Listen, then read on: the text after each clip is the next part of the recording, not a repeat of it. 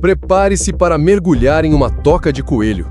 Respire fundo. O que você está prestes a ouvir não é ficção, é um Brasil real, o Brasil das sombras. Atrás das togas não há justiça cega, há um jogo silencioso, mas mortal, de influência, controle e chantagem internacional. Alexandre de Moraes está na linha de frente, e não por acaso. As sanções estão chegando e os primeiros alvos já estão marcados. Coincidência ou sinal de algo maior se desenhando? E logo atrás de Moraes, como um fantasma poderoso que ronda todos os cantos do sistema, está Gilmar Mendes. Ele que não recebeu um voto do povo, mas comanda bastidores, tribunais, futebol e até a narrativa que chega até você. Mas o que ninguém esperava é que uma voz se levantaria: Nunes Marques. Numa reunião trancada a 7 chaves, ele ousou romper o silêncio. Revelou: há uma pressão internacional em curso. Os Estados Unidos, mestres em camuflar domínio como defesa da democracia, estão com os olhos cravados no STF. E as provas? Estão por todo lado: documentos, tweets, recados diplomáticos. Tudo sob a máscara da tal liberdade. E quando a verdade tocou o teto da corte, o pânico se instalou. Gilmar se exaltou, Moraes desconversou e o circo institucional pegou fogo. Porque todos ali sabiam, a verdade estava escorrendo pelas frestas do segredo. Vamos nos aprofundar nesta notícia bombástica agora. Seja bem-vindo ao alvo da notícia. Aqui a gente desmonta as engrenagens que mantêm a mentira funcionando. Já se perguntou quem realmente governa o Brasil? Spoiler, não é o Lula nem o Congresso. Hoje, vamos expor a guerra invisível entre togados e soberania. Gilmar, Moraes e Nunes estão no centro do vendaval que envolve espionagem, pressão externa e jogos de poder subterrâneos. Quer entender tudo? Se inscreve, ativa o sininho e vê até onde vai a toca do coelho. Spoiler 2, Lisboa é só o começo. Tudo começou com um simples post no X, antigo Twitter, que alcançou mais de 500 mil de visualizações em menos de 24 horas. Uma pergunta seca, objetiva e incômoda apareceu como uma faísca em um barril de pólvora. Por que Nunes Marques não pediu vistas no julgamento do Marco Civil da internet? Para muitos, parecia apenas mais uma dúvida jurídica entre tantas outras que circulam no noticiário. Mas quando a resposta veio, ela explodiu como uma granada. O Supremo Tribunal Federal, o STF, estaria sendo pressionado por potências estrangeiras. E essa influência, ao contrário do que muitos pensam, não começou ontem. Há anos, o judiciário brasileiro vem sendo cortejado, vigiado e manipulado por mãos invisíveis que vestem terno, falam inglês fluente e usam o discurso da democracia como fachada para interesses geopolíticos sombrios.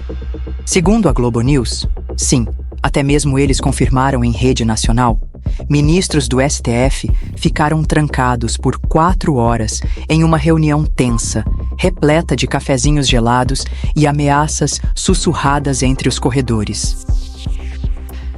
Inédito sobre essa reunião, que na verdade não é essa, né? Essa foi a pública. Os ministros passaram ontem mais de 4 horas a portas fechadas, no que seria almoço, virou um almoço mais café da tarde, e o final dele foi indigesto, por conta desse personagem aqui, que lá, durante essa conversa a portas fechadas, estava falando do ministro Nunes Marques. Vamos entender o macro. O ministro Nunes Marques era o único que faltava votar sobre o Marco Civil da internet.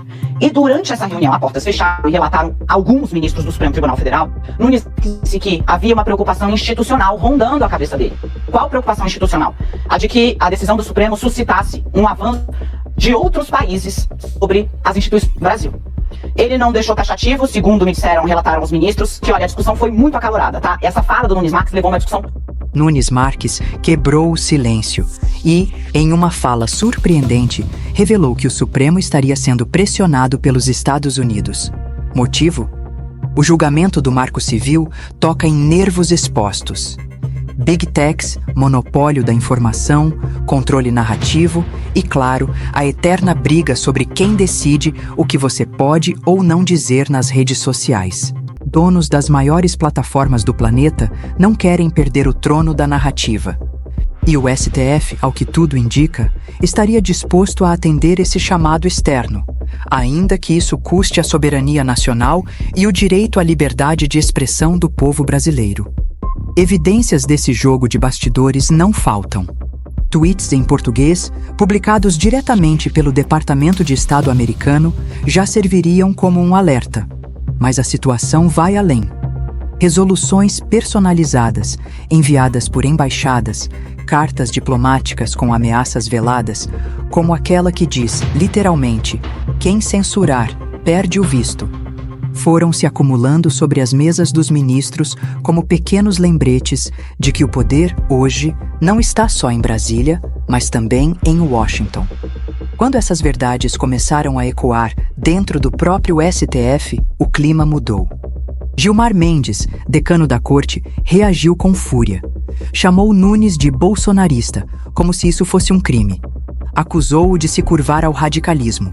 Uma ironia vinda justamente de quem organiza jantares privados em Lisboa, ao lado de empresas que possuem ações pendentes no Supremo. Esses eventos exclusivos, apelidados carinhosamente de Gilmar Palusa, viraram símbolos de um judiciário que se divorciou da moralidade e abraçou o glamour. Ministros, empresários, advogados e lobistas se reúnem em banquetes requintados, rodeados por vinhos finos e sorrisos ensaiados. E quem financia? Empresas que estão, coincidentemente, envolvidas em processos no STF. Enquanto isso, autoridades europeias e até membros do governo americano observam e investigam as conexões familiares do clã Mendes. A blindagem institucional parece ser feita mais de acordos do que de princípios. E o povo? Assiste tudo de longe como um figurante ignorado num teatro de vaidades. Alexandre de Moraes, outro protagonista dessa ópera, também não passou incólume. Disse não temer sanções internacionais. Mas que coincidência! É justamente ele quem aparece na lista de possíveis alvos de punições por parte de entidades que monitoram abusos contra direitos humanos. Moraes, o homem da caneta veloz, conhecido por calar, em tempo recorde, qualquer voz que ouse desafiar a narrativa oficial. Ele se autoproclama defensor da democracia, mas usa esse manto para silenciar opositores, derrubar perfis, censurar portais e perseguir jornalistas. Um justiceiro togado que, para muitos, já ultrapassou a fronteira entre juiz e inquisidor. Mas o povo está despertando. Ainda que em silêncio, há sinais claros de alerta.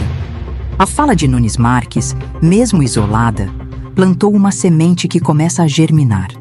Pela primeira vez em muito tempo, um ministro rompeu com a liturgia da subserviência e ousou desafiar a engrenagem.